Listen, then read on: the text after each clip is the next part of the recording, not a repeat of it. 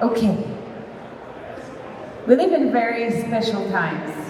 Times in which we walk in two parallel realities. In the first reality, we are locked into a system that steals from us by inflation and taxation. That's the fiat reality. That reality is making us weaker, more dependent, and surveilled with control mechanisms that are reaching new peaks of sophistication. In the Bitcoin reality, we are working day and night to build something new. We educate, develop, invest, and put our money where our mouth is.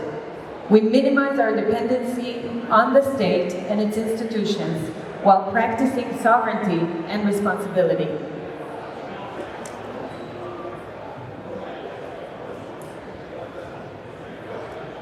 This is going too fast. Okay, there we go. There we go. Most of humanity is walking in the fiat path and is destined to convert to the CBDC path, which I call fiat on steroids.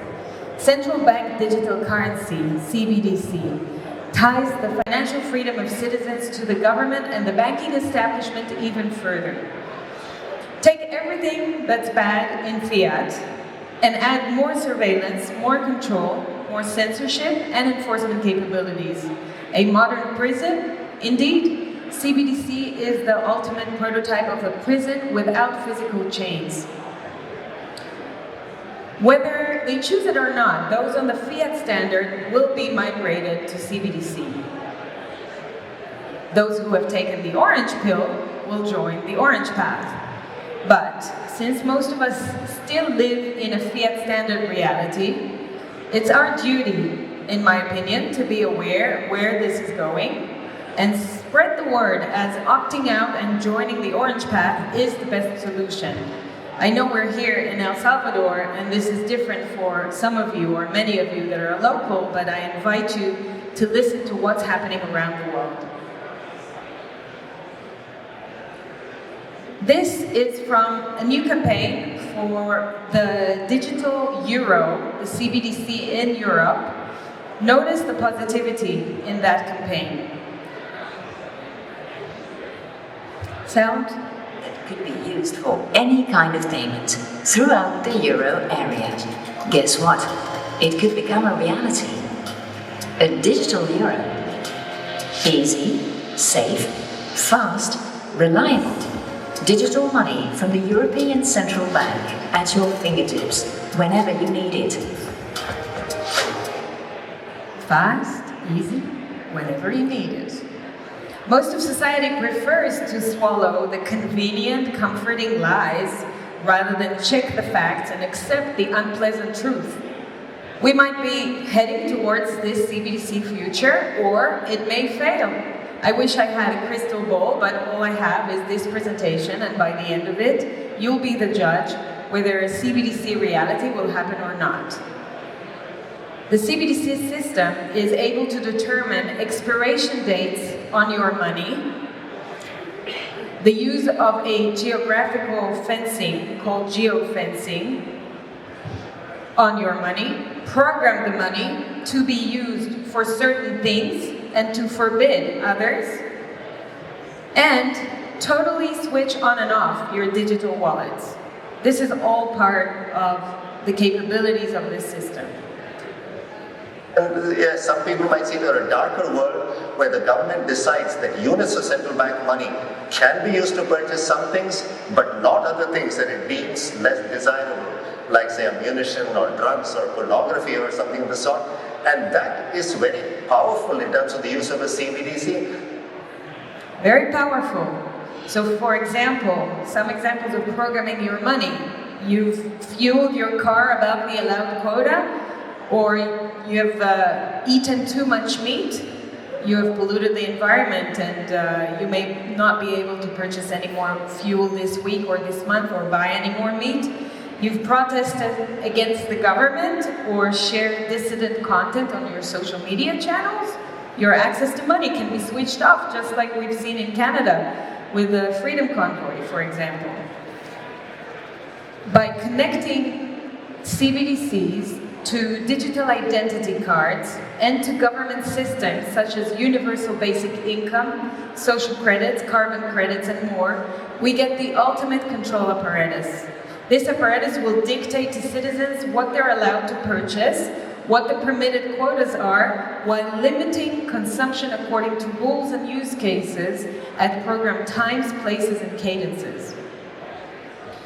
According to the Human Rights Foundation CBDC tracker, which is a website I recommend everyone to check out, 11 countries have already launched their CBDC. More than 130 are piloting, of which 36 countries are in advanced pilots. It's just a matter of time until the whole world locksteps into this new path. We see a few global trends that expedite the rollout of CBDCs. The first one is strengthening of the BRICS bloc and de-dollarization. The second one is closing banks and closing bank accounts of dissidents. The third one is reducing cash or abolishing cash completely, and obviously reducing privacy. And the last one is governments want to hold on to their money monopoly with CBDC, and for them Bitcoin, and sometimes crypto, but Bitcoin is a threat. China and Nigeria, for example, banned cryptocurrencies just as their CBDC was launched. India announced CBDC and banned crypto at the same time, and it's getting closer to banning it completely. Let's take a look at Thailand. In 2023, Thailand launched a pilot where people received free money, basically were bribed, with $280, which is quite a lot of money for the average Thai, with an expiry date of 6 months on the money and a geofence of 4 kilometers radius where they can spend it. Based on this recent success, and yes, they call it a success, they are working on a second pilot, which actually, they were supposed to launch it a couple of months ago, but they had some delays. And that second pilot is a digital token payout to 50 million lower income earners. And it's aimed at encouraging them to spend that money in their local communities, but really it's a 500 million baht, for 14 billion US dollars plan of money created out of nothing. And the development of that digital wallet tied to the digital ID was not ready on time for that launch, so they ended up just depositing the money directly to people's bank account. It was fiat money, not CBDC yet. But they said, rest assured, we're continuing with our CBDC plan. This will come very, very soon. Now, according to the plan, the CBDC pilot is supposed to implement spending control through programmable money, allowing the purchase of certain items, including food and household items, and excluding fuel, electronics, alcohol, tobacco, and more. Remember, in order to participate in that pilot, to receive that free money, people have to register in the government taxing system and disclose their income details, which most people in Thailand are not on those systems. So that's a way to lure them in. Thailand is part of a project called the mBridge project, which is a project led by the BIS. BIS is the Bank of International Settlements. It's a CBDC project for cross-border payments involving various countries, China, Saudi Arabia, the UAE, Hong Kong, and Thailand. And there's a list of countries that want to participate as well. The BIS recently announced that they're leaving this project after working on it for several years, and now China will take the lead on that project, and it continues to go on.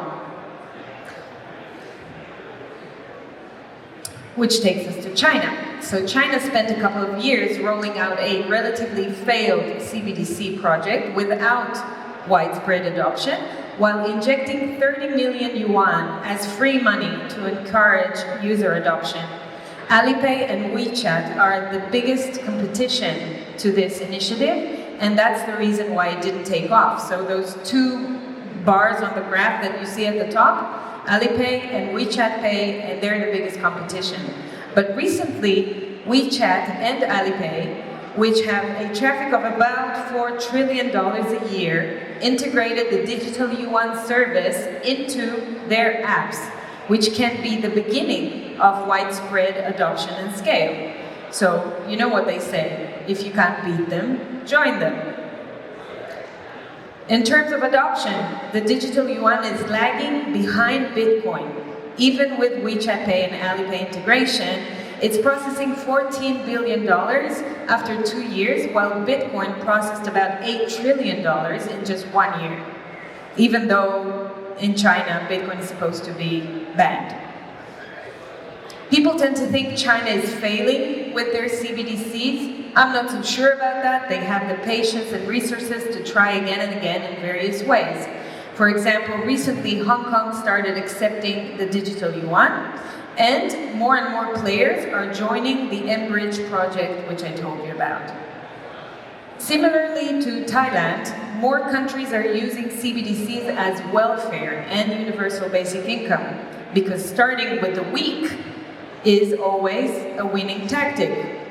For example, the Korean Central Bank is developing a voucher program for use on smartphones, which can be used for welfare, culture, education, and other services. Similarly, India, a first CBDC-backed program was launched for government subsidies, handing out 10,000 digital rupee annually. Makes sense? You start where it's easy. Israel suggested a plan recently to remove the 200 shekels notes out of circulation as part of a bigger plan to abolish cash completely and advance CBDCs in the country. I wrote an article about that in Bitcoin magazine, so if you're interested, you can read more about it. And Israel in general is very advanced in its preparations for CBDC. It's called the digital shekel. Several pilots already deemed successful, as you can see their names on the left-hand side. By analyzing the Bank of Israel's documents, I gained many insights into how this system is going to work. So Israel reveals the rollout plan essentially for CBDC by targeting first government payments, so taxation, fines, allowances, then public sector employee salaries, and then business payments and so on. So that's the rollout plan. Basically, they want minimum friction for you guys, for the end users. Hence, they suggest a seamless back-end replacement, keeping all existing payment methods in place. Your credit cards, your watch, your wearables, your payment apps. This is all going to stay. They're just going to replace in the background the fiat to CBDC.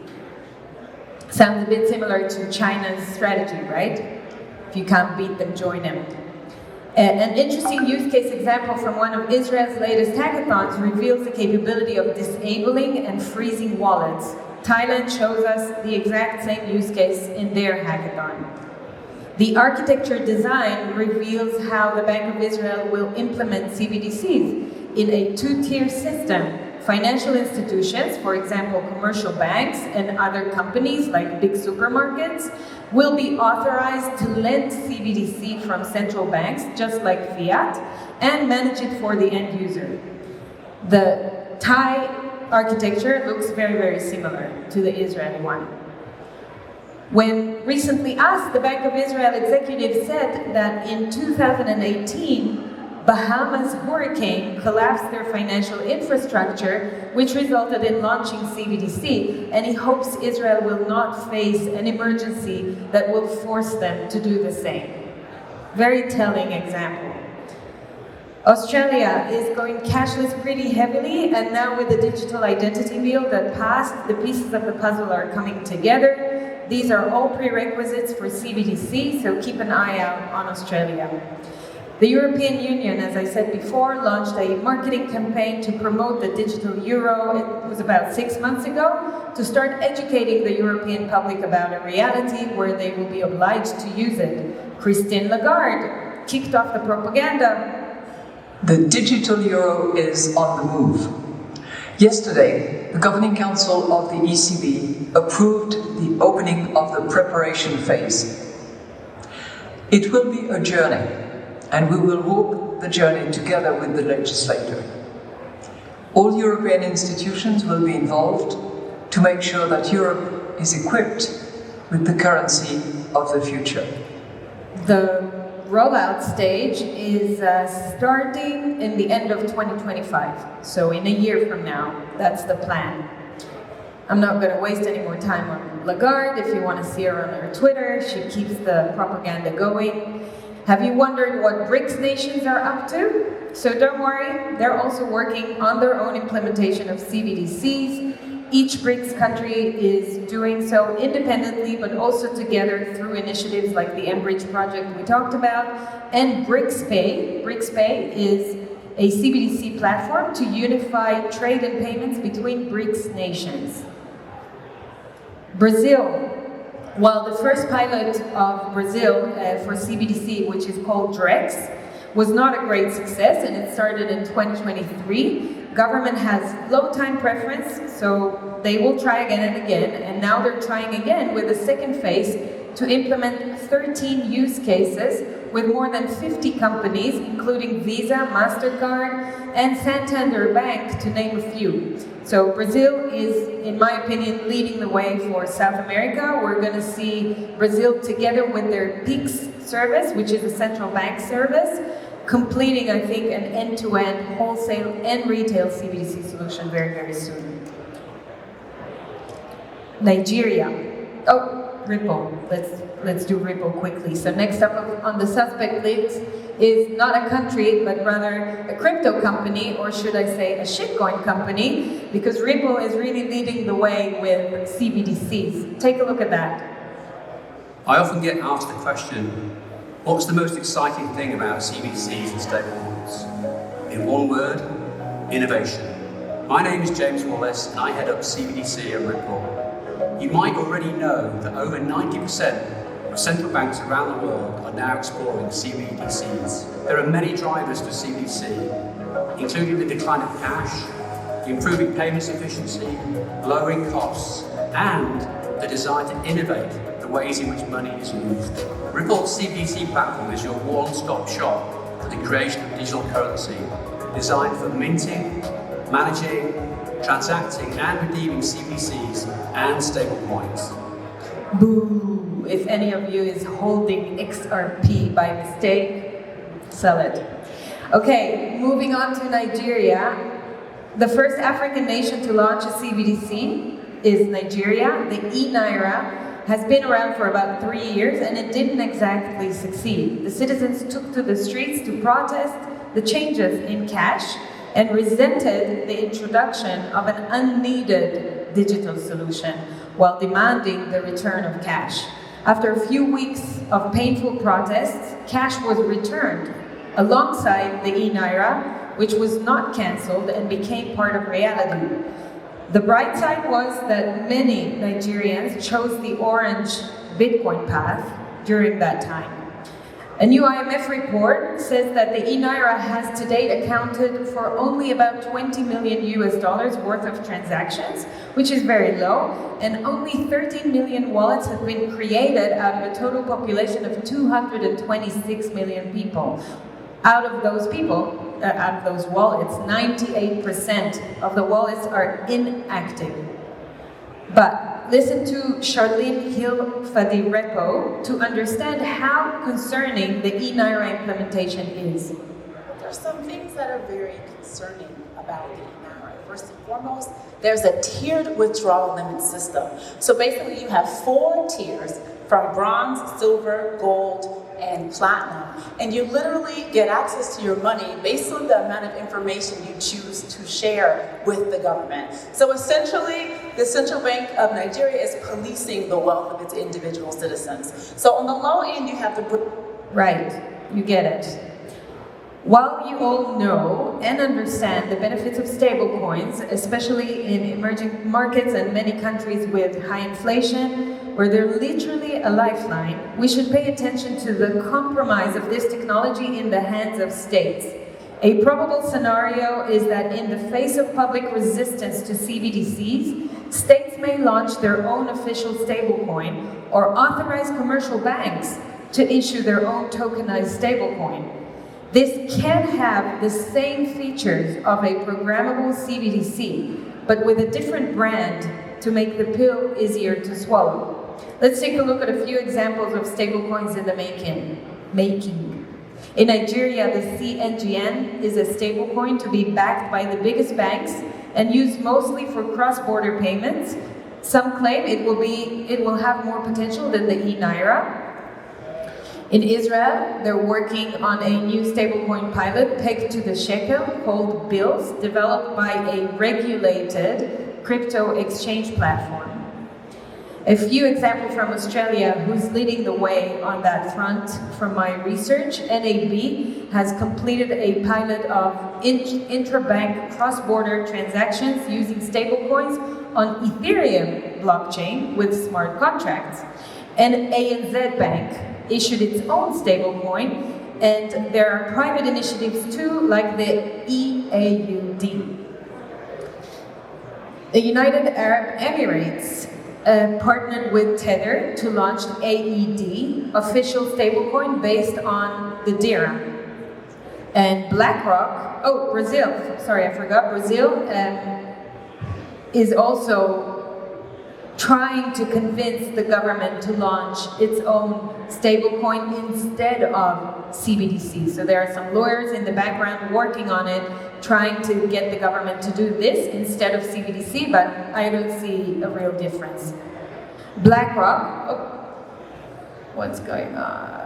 There we go. BlackRock is supporting the issuance of Ethena stablecoin in the US. Republicans are passing legislation to enable creation of stablecoins by the commercial banking system. Trump said recently he will not allow CBDCs, but he will work on regulating stablecoins to extend the dominance of the US dollar. So keep paying attention.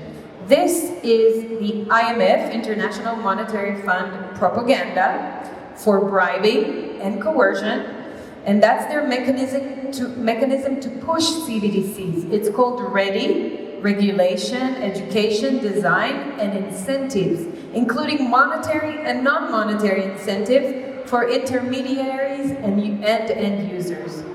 You've been warned. All right, I'm so sorry if I made you nauseous by now, but this is reality. But I am an optimist, so let's take a walk on the bright side. Germany's Central Bank latest white paper or document shows us that at least they're aware of the public outrage that can come about. They admit excessive surveillance and that their decisions are extremely sensitive and can hurt the trust of citizens. So at least they know. This guy from the Israeli Central Bank is so threatened that he has to revert to FUD and shaming of Bitcoin. The digital shekel will not be developed by some unknown Satoshi Nakamoto. The central bank that we all know and trust will be behind your CBDC. Don't worry. And I think that that's good news to see how threatened they are. In the US, Florida, South Dakota, Alabama, Indiana, as well as RFK Jr. and Trump all show objections to CBDCs. And in June, Bitcoin rights have become law in Louisiana when it passed a landmark pro-Bitcoin bill to protect access to Bitcoin and curb CBDCs. Last month, the House of Representatives passed a bill that will ban CBDC in the US on the federal level if it's finally approved. Let's take a look at Senator Tom Emmer. That's why I reintroduced a bill yesterday called the Central Bank Digital Currency Anti-Surveillance State Act, which puts a check on unelected bureaucrats and ensures that the United States digital currency policy upholds our values of privacy, individual sovereignty, and free market competitiveness. Right. Canada held a public survey about CBDCs recently with 90,000 people.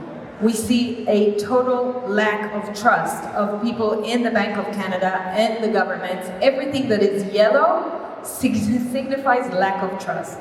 That's the survey they did. So Canada recently announced shelving of the CBDC project for now. The UK saw a strong public backlash to Prime Minister Sunak last year, with 50,000 responses sent to the Bank of England following a public hearing on the digital pound. El Salvador is clearly showing another possible way to develop a country's financial future, which is not based on CBDC. President Bukele announced recently that El Salvador will no longer rely on external debt to finance its budget, declaring the country has achieved financial independence, or at least on the way there. Okay, as Ayn Rand said, we can ignore reality, but we cannot ignore the consequences of ignoring reality. We have become too accustomed, we have become too accustomed to the government taking away our freedom and returning it to us on its own terms. If we just let the frogs sit there, they'll boil to death, and we'll have a new CBDC dark reality. We have the possibility of showing people this dark path and offer them the orange path instead. On my blog, you can find these comparison slides with 12 points to compare CBDC and Bitcoin. Feel free to download those slides from my blog. Use these resources as you want. Just like we're being censored and our financial freedom is being violated, our freedom of speech is being violated, with CBDCs we'll be financially censored and our freedom to transact will be violated. A euro will always be a euro.